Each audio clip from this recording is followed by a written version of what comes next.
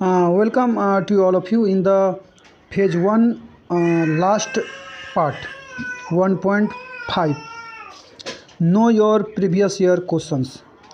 किसी भी एग्जामिनेशन के लिए प्रीवियस ईयर क्वेश्चन का पैटर्न आप लोग जानना ज़रूरी है कि वो प्रीवियस ईयर क्वेश्चन किस अनुसार से फ्रेम कर रहा। और असल में प्रीवियस ईयर क्वेश्चन आपको बताता है कि जो सिलेबस है उसके अनुसार आपको कैसे पढ़ना चाहिए, कितना डेप्थ में किसी टॉपिक को पढ़ना चाहिए, एरिया ऑफ आस्किंग क्या है, उस टॉपिक से क्या क्या क्वेश्चन वो पूछ रहा है या पूछा जा सकता है। ये तभी आप प्रिडिक्ट कर पाएंगे जब आप properly year by year question का एनालिसिस करेंगे। कैसे करना है उसके लिए जो एक्सरसाइजेज गिवन है केयर एंड गाइडेंस के पीडीएफ में, तो उसमें मैं बताता हूँ क्या करना है। तो एक्सरसाइज 1 में करना क्या आपको 2023 से 2023, 22, 21, 20, 19, 18, 17 ये 5 साल, ये 6 साल का प्रीवियस ईयर क्वेश्चन आपको पहले व्यवस्था करना है। चाहे आपके वो क्वेश्चन बैंक में हो, चैप्टर वाइज हो या ईयर वाइज। ज़्यादा इम्पोर्टेंट अभी के समय के लिए ईयर वाइज है, क्योंकि अभी मिड अक्टूबर है और अभी लास्ट फेज है एग्जामिनेशन का, प्रिपरेशन का। यहाँ आप ईयर वाइज करेंगे तो ज़्यादा फ़ायदा होगा। तो इसमें करना क्या है कि सबसे पहले प्रीवियस ईयर क्वेश्चन को पढ़ना है। एक्सरसाइज 1 में पढ़कर पता करना है कि ये मेरे नोट्स के किस हिस्से से है, किस चैप्टर से, वहाँ आपको टिक कर देना है और वहाँ पर मार्क करके लिख देना 2022, 2023। इसी प्रकार जो भी क्वेश्चन आएगा अगर वो आपके एनसीईआरटी से मैच होगा, एनसीईआरटी के एग्जांपल से, एक्सरसाइज से या एनसीईआरटी के बीच के किसी भी लाइन से आप उसको वहाँ जाके लिख देंगे 2023, 2022। तो इससे फ़ायदा क्या होगा, जब भी आप बुक्स खोलेंगे, नोट्स खोलेंगे, तो आपके दिमाग में एक रिमाइंडर सेट हो जाएगा कि ये टॉपिक इंपॉर्टेंट है, क्योंकि इससे बार बार फ्रिक्वेंटली क्वेश्चन पूछे जा रहे हैं। जैसे 5-10 साल का आप करेंगे तो आपको पता चल जाएगा कि कौन सा टॉपिक बार बार पूछा जा रहा है जो बहुत ज़्यादा इम्पोर्टेंट है। तो एक्सरसाइज 1। एक्सरसाइज 2 में आप क्या करेंगे कि जो अननोन क्वेश्चंस है प्रीवियस ईयर क्वेश्चन में, जो देखेंगे आपको पढ़ के समझ में नहीं आ रहा है, और जो डिफ़िकल्ट क्वेश्चन आपको लग रहा है उसका एक अलग से लिस्ट बना देंगे। उसको अभी हम लोग ध्यान नहीं देंगे, जो होने वाला है उसी से आपका कॉन्फिडेंस बिल्डअप होगा, उसको पहले करेंगे। डिफ़िकल्ट क्वेश्चन का मैनेजमेंट आगे हम फेज़ 2 और फेज़ 3 वगैरह में बताएंगे।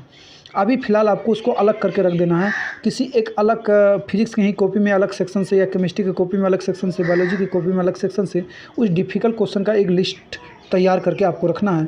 डिफ़िकल्ट क्वेश्चन या कोई अननोन क्वेश्चन है जो आप कभी नहीं देखें प्रीवियस ईयर क्वेश्चन में, और उसको भी करने का आगे तरीका हम बताएंगे।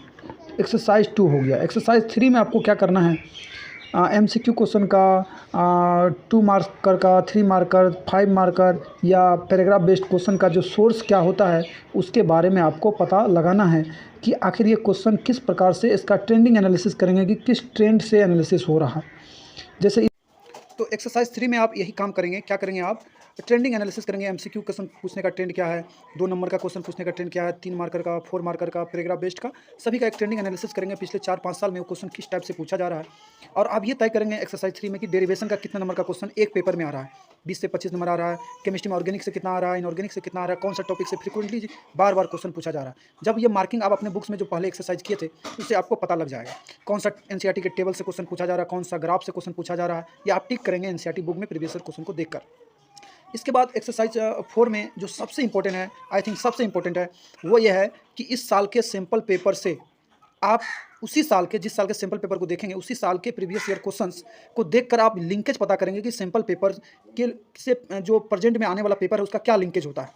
जैसे अब मान लीजिए 2023 में एग्जामिनेशन हुआ, 2023 में जो सीबीएसई के द्वारा ऑफिशियल सैम्पल पेपर रिलीज हुआ होगा, या बिहार बोर्ड के द्वारा मॉडल पेपर क्लास 10 और 12 का, उससे आप पता करेंगे। जैसे आप ये पता करेंगे, जैसे इस साल मान लेते हैं केमिस्ट्री में आपका फैराडे लॉ से क्वेश्चंस आया है, सेकंड लॉ से हो सकता है जो दूसरी बार क्वेश्चन, मतलब उसके प्रीवियस ईयर क्वेश्चन में नर्स इक्वेशन से क्वेश्चन आया, इसलिए उसका एनालिसिस करना जरूरी है। 90% चांस ये है जो सैम्पल पेपर में जो टॉपिक से क्वेश्चन पूछे गए हैं या जो क्वेश्चन पूछे गए हैं वो क्वेश्चन कभी भी रिपीट नहीं होते, हार्डली 2-4% के अलावा।